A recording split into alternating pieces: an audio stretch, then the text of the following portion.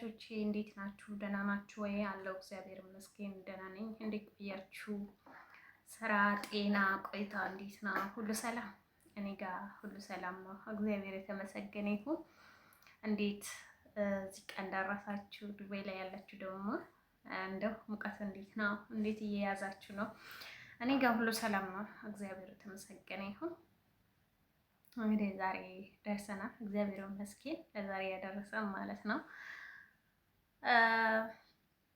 አዲስ የሆናችሁ እያስታወስሽ ነው እንደምታወሪ እንዳትሉኝ፣ እያስታወስኩ አይደለም እያወራሁት ያለሁት። አዲስ የሆናችሁ ሰብስክራይብ አድርጉ፣ ላይክ፣ ሼር፣ ኮሜንት ማሳባችሁን እንዳትረሱ፣ ሀሳባችሁን አስተያየታችሁን ማለት ነው። እና እንኳን ለአጀንዳ አጀንዳ ነው አጀንዳ ላልኩ አሸንዳ አመት በዓል አይ ቲንክ አሸንዳ ነው የሚባለው ይመስለኛል። አመት በዓል እንኳን አደረሳችሁ። እንግዲህ ሁላችሁም ወደ ኢትዮጵያውያን እንኳን አደረሳችሁ። እንግዲህ የአሸንዳ በዓል ብዙም አክብሬም ስለማላቅ ብዙም ጣሙን ምንም አላቅም ማለት አክብሬ አላቅም እውነታው ስነግራቸው ማለት ነው። እና ሃይሚና ቡርኪ ደግሞ ትላንትና ዝንጥ ፋፍክት ብሎ ነው መጡትና በተለይ እሷ ደግሞ የባህል ልብስ ለብሳ ፀጉሯ ምናምን ተሰርታ ምናምን ፋ ብላ ነው መጣችው እና ደስ የሚል ነበረ። በጣም ነው ደስ የምትለው። ማፈልጌ ነው ማለት እኔ እወዳቸዋለሁ እውነት ለመናገር ደስ የሚሉ ልጆች ናቸው። ሁለቱም ልጆች በጣም ጥሩ ልጆች ወይ ደግሞ ደስ የሚሉት ልጆች ናቸው። እና ለዛ ሁሌ እነሱ ቪዲዮ ሲለቁ መጀመሪያ ተቆርጦ የሚመጣውን ቲክቶክ ላይ ያለው ከዛ ሮጬ ነው የእነሱ ዩቲዩብ ገብቼ የማየው ማለት ነው። እና በጣም ትላንትና ፍክት ባለ መልክ ነው የባህል ልብስ ለብሳ ፀጉሯን ተሰርታ ምናምን እና የታየችው ነው። በጣም ነው የሚያምሩት እና በጣም ነው የምታምረው። እንግዲህ እንኳን አደረሳችሁ ብያችኋለሁ። በተለይ ደግሞ የተሰራችው ፀጉር እውነቱ ሳወራ ማለት ነው። ግን ስንት ዊግ ነው የሚጨርሰው እንደዚህ ለመሰራት? እስኪ የምታውቁት ተሰርታችሁ የምታውቁት ሰዎች እስኪ ንገሩኝ። ማለት እኔ ዊግ ተጠቅሜ አላውቅም እውነቱን ለመናገር። ፀጉሬ ስስ ነው ግን ቁመት አለው፣ ረዥም ነው ቁመት አለው። ተጨማሪ ዊግ አያስፈልገኝም ለማለት ነው። እና ስንት ዊግ ነው የምጨርሰው?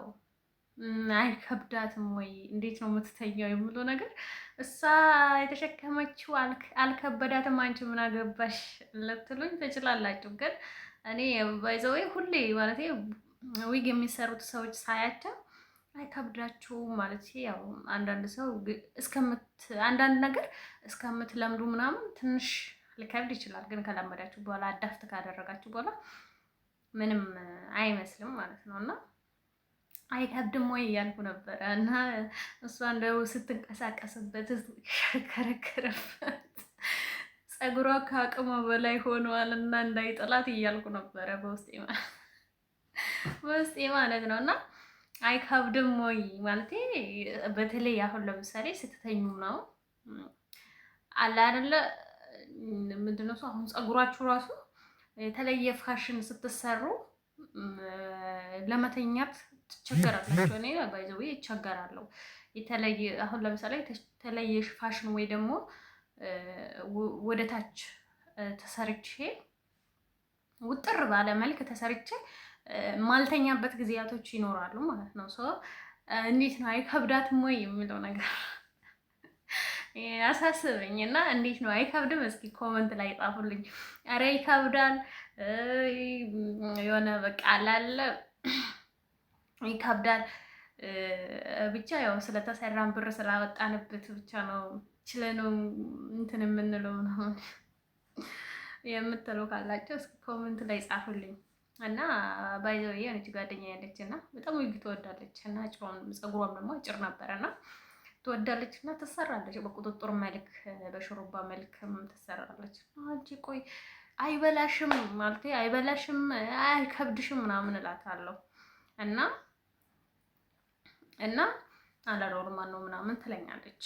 ኖርማል ነው ምናምን ብቻ ያው አንዳንድ ጊዜ አልፎ አልፎ ያሳክከኛል። እና ጸጉር ደግሞ በተለይ ጸጉር ደግሞ ይበላል። ከፊት ለፊት ጸጉሩ ወደኋላ እንዲሸሽ ያደርጋል። እና ተሰርታችሁ ጸጉራችሁ እሱ ስትፈቱ እንዳለ ጸጉራችሁን አንዳንድ ሰው ጸጉራቸውን እንደዛው አንስቶ እንትን የሚላል እና የሚያነሳባቸው አሉና እና አይመከርም ብዙም ብዬ አስባለሁ። እና እንግዲህ እንዳትቃወሙኝ ስላችሁ እኔ ለክፉ በክፉ መንገድ ወስጄ ሳይሆን እንዴት ነው የምለው ነገር ነው ማለት ተሰርታችሁ እንዴት ነው ክብደት ይኖረዋል ወይ? ለምሳሌ አሁን አንድ ዊክ፣ 2 ዊክ፣ 3 ዊክ እስከ 40,000፣ 50,000፣ 60,000 ተገዝቶ የሚሰሩ አሉ። ባይዘው ግን አሁን እዛ ጋር 50,000 60,000 ብር አውጥቶ ዊክ ከመገዙ እውነት ለማናገር ዊክ ገዝታችሁ ከምትሰሩ እግዚአብሔር ባላችሁ ጸጉር ፋፍክት ብላችሁ ያንን ዊግ የምትገዙበትን ብር እግዚአብሔርን ብዙ መንገድ ላይ ቁጭ ብሎ የሚለምኑ አሉ። እግርና እጅ የሌላችሁ አሉ። ብዙ አካላት ጎድሏል። እኔ ለምን ራሳችሁን አስዋባችሁ ሳይሆን በቃ ፈጣሪ እኮ ሲፈጥር ራሱ አለ አይደለም ውብ አርግቶን ነው ፈጠረ። ገባችሁ አይደለ? ፀጉራችን አጭርም ቢሆን እያንዳንዱ ሰው በየአቅሙ ተሰጥቶት ነው የተፈጠረ። ስለሆነ ተጨማሪ ባታደርጉ ጥሩ ነው ባይ ነኝ። እና እንደዚህ 60,000 70,000 50,000 40,000 አውጥታችሁ ዊክ ከምትገዙ ነገ ላይ ከተበላሸ ትጥላላችሁ። እውነት ለመናገር እና ግን ይሄን ያክል ብር ገዝታችሁ ይሄን ያክል ብር አውጥታችሁ ገዝታችሁ ገና በኋላ ሲበላሽ ደግሞ ከምትጥሉት እና እዚህ ለተቸገረ ሰው ብትረዱ ትልቅ ነገር ነው። እውነት ለመናገር ማለት ነው። እና ከፈጣሪም ታገኛላችሁ። እና እኔ እንደ እህትነት ነው የተናገርኩት፣ በመጥፍነት አይደለም።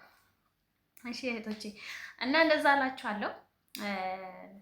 ዛሬ ደግሞ አንድ ነገር ይዤ ነው መጣሁት። ያው በዚሁ አጋጣሚ የነሱን ያው መግቢያ ላይ ላውራና ከዛ ደግሞ ቀጥዬ እኔ የምጣውበትን ላውራ ብዬ ነው። እና እስኪ በሰው ማለት ያው እያንዳንዳችን ሁላችንም በአብዛኛው በሰው ሀገር ላይ ያለነው ልጆች እንበዛለን፣ በአረብ ሀገር ያለነው ልጆች እንበዛለን። እና እስኪ በሰው ቤት ውስጥ ሆናችሁ 3 ሆናችሁ የምትሰሩት ሰዎች እንዴት ነው የምትሰሩት? እስኪ ንገሩኝ በእናታችሁ። ማለት የምር እኔ አልቻልኩም። እውነት ስነግራችሁ ስላችሁ እኔ ማለት ከዚህ በፊት አልሰራውም ሳይሆን ሰርቻለሁ። ግን እኔ ከሰራተኛ ጋር አይደለም የሰራሁት፣ ብቻዬን ነው የሰራሁት ነበር ማለት ነው። ሌላ ሀገር ላይ ስለሰራው ብቻዬን ነበረ እየሰራው ነበርኩት። እና በብቸኝነት ላለው ነፃነት እና አሁን ደግሞ ከሰራተኞቹ ጋር ሆናችሁ ስትሰሩ ምን ያክል ከባድ እንደሆነ እግዚአብሔርን እኔ በጣም አሁን ትንሽ ይሻለኛል እንጂ በጣም ከባድ ነበረ።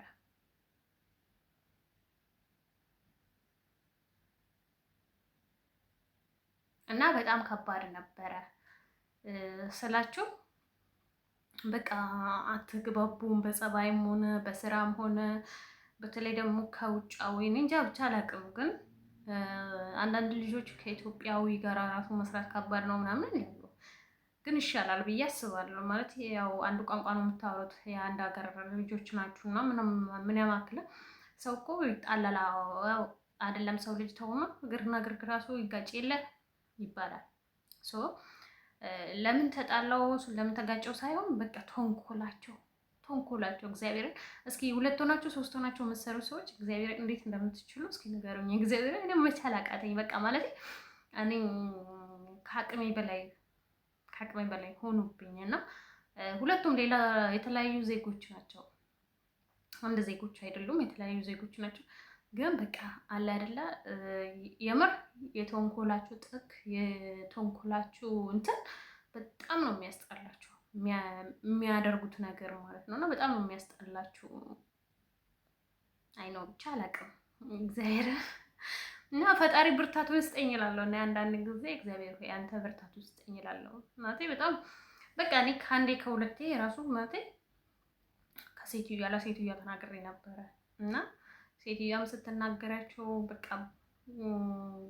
ይሄን አክል አይደሉም እሺ ይላሉ። ከዛን ተመልሶ ግን አሁን ለምሳሌ ሴትዮዋ ከነሱ ወሬ የምትቀበልን ብትሆን የምር ከሴትዮዋ ጋር ራሱ አንግባባም፣ ልስማማ አልችልም። ግን ሴትዮዋ ደግሞ እንደዛ አይደለችም፣ አትቀበልም። እንደዚህ እነሱ ወሬ ይዞ ሄዶ እንዲነግሯት ምናምን አትፈቅድም ማለት አትፈቅድም፣ አትሰማቸውም፣ ቦታም አትሰጣቸውም። እና ልክ እንደመጣው አካባቢ በጣም አስቸጋሪ ነበር። በጣም በቃ ልክ እንደመጣው ነው በቃ ምን ልበላችሁ፣ እግዚአብሔርን ሲኦል ነው የሚመስላቸው ያላችሁት ሁኔታ ራሱ ያላችሁበት ሁኔታ የሚያደርጉት ድርጊቶች የሚያስጠላ፣ በቃ የሚያስጠላ እግዚአብሔርን እና በጣም ነበር የሚካብደው። እኔ በቃ ማለት እኔ ልክ እንደመጣው አካባቢ እንዴ እኔ እንደዚህ ከሆነማ እወጣለሁ ምናምን ማለት ወደ ቢሮ ሄጄ ቤት ይቀይራል ምናምን ነበር የምለው ማለት ነው። እና እውነቱን ለመናገር ደግሞ ያመጣችኝ ቢሮዋ ራሱ በጣም ትመክረኝ ነበረ። ኢትዮጵያዊ ራሱ የማይስማሙበት ቦታ አሉ። እነሱ ተስማምተው ራሱ ማይሰሩ አሉ። እና አንቺ እንደውም የሌላ ዜጋ ናቸው እና ቦታ አትስጫቸው፣ አትስሚያቸውም፣ ታያችም በቃ በጣም ነበር የምትመክረኝና ግን እሷ ብትመክረኝም አለ አይደለ ይሁን እሺ ብዬም ራሱ በቃ ሆነ አይደለ በቃ ወደ ሌላ ነገር ነው የሚገፋፋችሁ ማለት ነው። የሚገፋችሁ ወደ ሌላ ነገር እንድትገፉ ነው የሚያደርጉት ማለት ነው። እና ትዕግስታችሁ ነው የሚጨርሱት። እና አሁን እኔ እዚህ ጋር ልላችሁ የፈለኩትና ያወራሁት መሰላችሁ፣ እስኪ እንደኔ እንደዚህ በተለይ ዱባይ ላይ ነው አሁን ለምሳሌ 2 ሰራተኛ 3 ሰራተኛ ያለ ዱባይ ላይ ነው። ሌሎች ሀገራቶች ላይ 2 ሰራተኛ 3 ሰራተኛ አይወስዱም። እውነት ለመናገር እንደ ጆርዳን፣ ቤይሩት፣ ባህሬን፣ ኩዌት አላውቅም፣ ኩዌትም የሚወስዱ አይመስለኝም፣ ኳተር፣ እነዚህ አንዳንድ ሰራተኛ ከወሰዱ ነው እንጂ እንደ ሳውዲ አሁን አንዳንድ ቤት አልፎ 2 ሰራተኛ ይወስዳሉ። አንዳንድ አልፎ 1 ሰራተኛ ነው የሚወስዱት እንጂ ያክል ብዙ 2-3 አድርገው አይወስዱም ብዬ አስባለሁ። ብቻ አላውቅም። እና በተለይ ዱባይ ላይ ነው እንደዚህ ሰራተኛ 3-2 አድርጎ የሚወስዱት። እና እንዴት ነው እየሰራችሁ ያላችሁት? ትዕግስታችሁ እንዴት ነው የምለው ነገር እስኪ አካፍሉልኝ። እና ስለነበረን ቆይታ አመሰግናችኋለሁ። በጣም በጣም ወዳችኋለሁ። ባይ ባይ። የዛሬ ቪዲዮ ይሄን ይመስላል።